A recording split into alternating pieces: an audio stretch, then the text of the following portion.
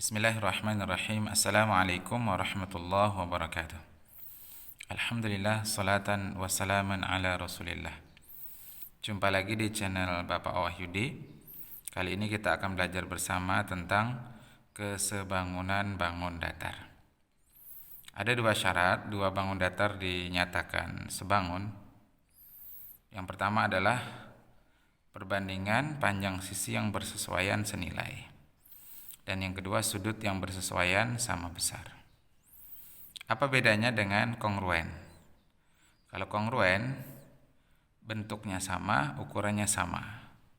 Sedangkan sebangun, bentuknya sama, tapi panjang sisinya berbeda. Nah, meski berbeda, nanti dia senilai. Nah, apa itu senilai? Yakni sama nilainya setelah disederhanakan. Nah, jadi yang membedakan kongruen dengan sebangun di sini, di perbandingan panjang sisi yang bersesuaian. Kalau dua bangun datar kongruen itu jika panjangnya sama, sedangkan sebangun jika perbandingannya senilai. Sedangkan syarat kedua ini sama baik pada kesebangunan maupun pada kekongruenan. Nah, baik, ini adalah lambang sebangun, ya, jika memenuhi dua syarat ini, dan ini adalah lambang tidak sebangun jika salah satu dari dua syarat ini tidak terpenuhi. Baik, kita lanjut. Nah, ini contoh supaya lebih memperjelas konsep tadi. Ini ada 3 buah pas foto, ya. Misalkan ada 3 buah pas foto. Yang pertama adalah pas foto yang ukurannya 2x3. Kalian pasti pernah lihat kan, ya, atau pernah buat bahkan pas foto 2x3. Dan ini pas foto 3x4. Ini 4x6. Yang jadi pertanyaan, dari 3 buah pas foto ini yang sebangun yang mana? Nah, ada 3 kemungkinan pasangan.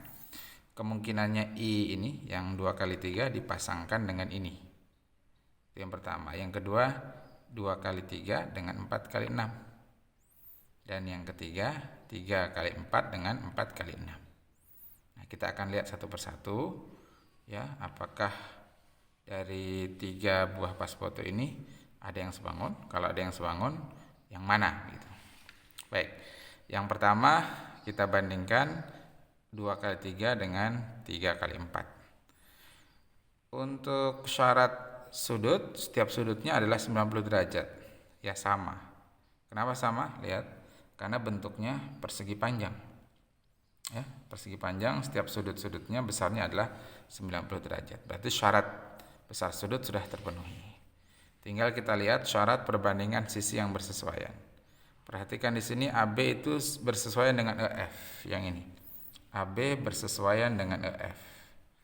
Kemudian DC bersesuaian dengan HG. DC, ya, ini bersesuaian dengan HG. AB sama dengan DC. Kenapa? Karena sisi yang berhadapan pada persegi panjang sama panjang. EF sama dengan HG. Nah, maka AB tadi diketahui AB-nya adalah 2 cm. Dan EF 3 cm. Berarti perbandingannya adalah 2:3 atau 2/3. Nah, sekarang AD. AD banding EH. Ini AD, ini EH. Nanti akan sama dengan BC berbanding FG. Ya. Nah, AD di sini sama dengan BC berarti 3 cm. Di sini 3. Kemudian ini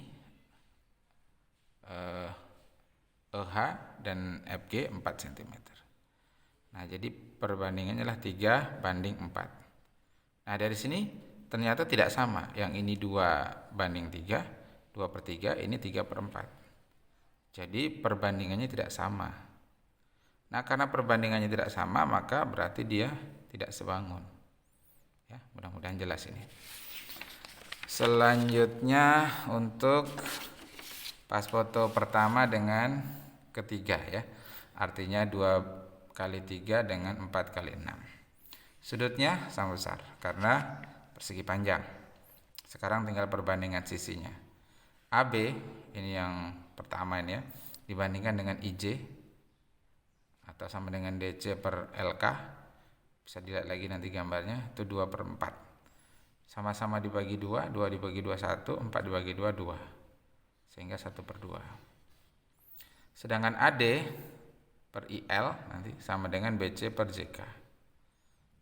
3 ini yang panjang ya, yang ke atas 3/6. Sama-sama dibagi 3 diperoleh 1/2. Berarti perbandingannya 1/2 dengan 1/2. Sama dia. Perbandingan sisi yang bersesuaian sama. Nah, karena perbandingan sisi yang bersesuaian sama, kemudian sudutnya sama besar, berarti dia sebangun. Mudah-mudahan jelas ini. Kemudian yang ketiga adalah pas foto kedua dengan ketiga. Ya, pas foto yang ukuran 3 kali 4 dengan 4 kali 6. Besar sudut sama. Ini yang lebarnya ya, berarti pas foto 3 kali 4 kan lebarnya 3. Pas foto 4 kali 6 lebarnya 4, berarti 3/4. Kemudian panjangnya pas foto 3 kali 4 panjangnya 4. Pas foto 4 kali 6 panjangnya 6. Jadi ini disederhanakan, sama-sama dibagi 2, diperoleh 2/3. Nah, 3/4 tidak sama dengan 2/3. Artinya perbandingan sisi yang bersesuaian tidak sama. Karena tidak sama berarti dia tidak sebangun. Sehingga kesimpulannya yang sebangun itu hanyalah pasangan ya, pas foto pertama yaitu 2 kali 3 dan pas foto ketiga 4 kali 6. Ya, sisanya itu tidak sebangun. Baik, selesai untuk contoh pertama. Mudah-mudahan jelas. Kita lanjutkan ke contoh kedua. Ini ada sebuah trapesium, yaitu trapesium ABCD dan trapesium EFGH. Di soal dinyatakan keduanya sebangun. Berarti kita tidak perlu membuktikan dia itu sebangun atau tidak, karena sudah dinyatakan di soal. Nah, kalau dia sebangun, maka berarti sudut-sudut yang bersesuaian ini sama besar. Kemudian sisi-sisi yang bersesuaian perbandingannya senilai. Jadi begitu, karena sudah dinyatakan sebangun. Nah, lihat di sini mana nih yang bersesuaian. Untuk gampangnya mungkin ini nanti dirobohkan ke sini ya, atau dibuat lagi begitu supaya bentuknya seperti ini. Nanti baru kita akan peroleh bahwa sudut F itu bersesuaian dengan sudut B, sudut E bersesuaian dengan sudut A, sudut H dengan D, sudut G dengan C, begitu. Sisi FE bersesuaian dengan AB, FG dengan BC, kemudian GH dengan CD atau DC, EH bersesuaian dengan AD, begitu. Nah, pertanyaannya adalah berapa besar sudut G? Nah, ini. Sudut G ini bersesuaian dengan sudut apa ya? Iya, sudut C. Nah, karena dia sebangun berarti sudut G sama dengan sudut C. Karena sudut C 65 derajat, berarti sudut G juga 65 derajat. Nah, nanti pembuktiannya ada di sini. Nah, ini. Sudut G sama dengan sudut C, berarti 65 derajat. Baik, kemudian ditanyakan lagi sudut D. Nah, sudut D ini bersesuaian dengan sudut H. Tapi sudut H juga belum diketahui. Berarti kita tidak bisa langsung temukan. Berarti harus dicari sudut D. Bagaimana proses mencarinya di sini? Ya. Jadi sudut D ditambah sudut C itu sama dengan 180 derajat. Jadi sisi yang berdekatan pada trapesium, ini dibuka lagi nanti sifat-sifat trapesium. Sudut-sudut yang berdekatan itu jika dijumlahkan sama dengan 180 derajat. Jadi tadi sudut C-nya 65 derajat. Sudut D belum diketahui. Dijumlahkan sama dengan 180 derajat. Sudut D berarti 180 derajat dikurang 65 derajat sama dengan 115 derajat. Nah, ini sudut D, ini berarti 115 derajat. Selanjutnya sudut H. Nah, sudut H ini bersesuaian dengan sudut D. Berarti sudah bisa langsung diketahui sudut H ini adalah sama dengan 115 derajat. Nah, penulisannya begini. Ya, sudut H sama dengan sudut D sama dengan 115 derajat. Berarti sudut H besar sudut H sama dengan 115 derajat. Ini yang A selesai, kemudian ditanyakan panjang sisi EF. Nah, di sini belum diketahui. Dan BC ini dia bersesuaian dengan FG. Kemudian HG berarti ke sini ya. Nanti pakai teorema Pythagoras. Dan CD nah berarti ke sini. Baik, kita bahas dulu OF. OF ini bersesuaian dengan AB ya. Ingat ya. Kita buka halaman selanjutnya. Nah, ini bagusnya dibandingkan ya. Sebentar.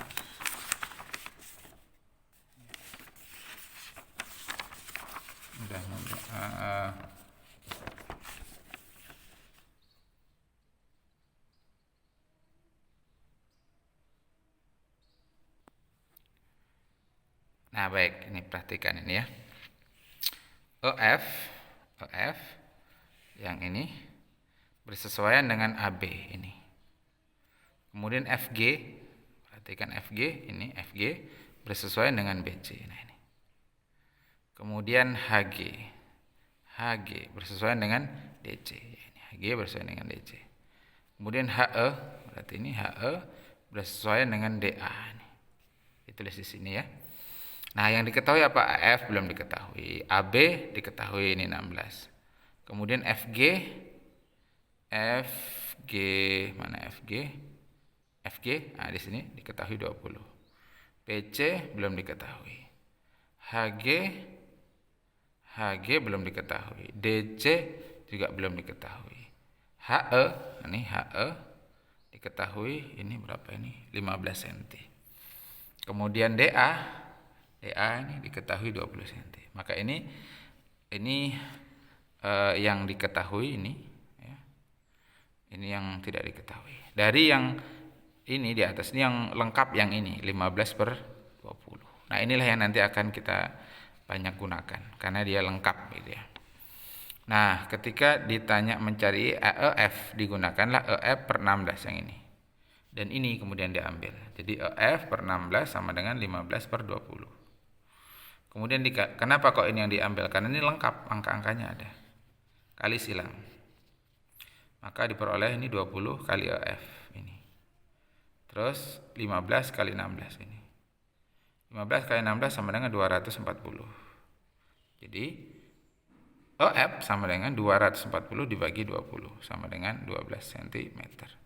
Jadi diperoleh EF ini 12 cm. Sekarang mencari BC. BC di sini berarti ya, ini 20 per BC. Gunakan lagi ini. Jadi 20 per BC sama dengan 15/20. Kali silang. 15 kali BC, 15 BC, 20 kali 20, 400. Berarti BC sama dengan 400 dibagi 15. Sama dengan ini. Ubah menjadi pecahan campuran ya. Tidak desimal, menjadi 26/2/3. Selesai BC. Nah, sekarang kita cari HG yang ini. HG, nah ini. Mencari HG menggunakan teorema Pythagoras. Caranya ini, dari sini ditarik garis. Ya, garis tegak lurus dengan FG. Ya, namakan titik potong di sini M. Nah, jadilah ke sini jadinya ini ya. Di mana MG itu 5 cm. Dari mana 5 cm itu? Diperoleh dari 20 dikurang 15. Karena kalau ini kita tarik garis ke sini, berarti ini sampai ke sini 15. Sementara FG 20, berarti 20 kurang 15 sama dengan 5 cm. Terus HM itu 12. Karena HM sama dengan EF yang tadi sudah kita hitung, nilainya 12 cm. Nah ini. Langsung kita kerjakan dengan menggunakan teorema Pythagoras. Ini sisi miringnya, ya, berarti Hg kita peroleh dengan menjumlahkan mg kuadrat dengan mh kuadrat. Mg-nya 5 kuadrat tambah mh-nya 12 kuadrat. 5 kuadrat sama dengan 25, 12 kuadrat sama dengan 144. Dijumlahkan jadi 169. Ini m kuadrat atau Hg ya. Kalau kita ingin mencari M berarti diakarkan. Jadi akar dari 169 sama dengan 13. Jadi panjang sisi HG adalah 13 cm. Alhamdulillah. Kemudian yang terakhir ditanyakan DC. Nah ini DC. DC ini berarti bersesuaian dengan HG.